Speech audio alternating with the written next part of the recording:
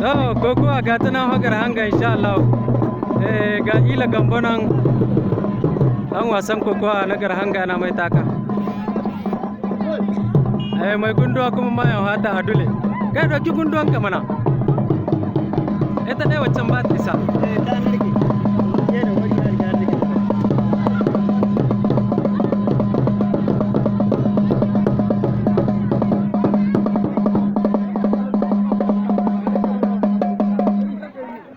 Babu ki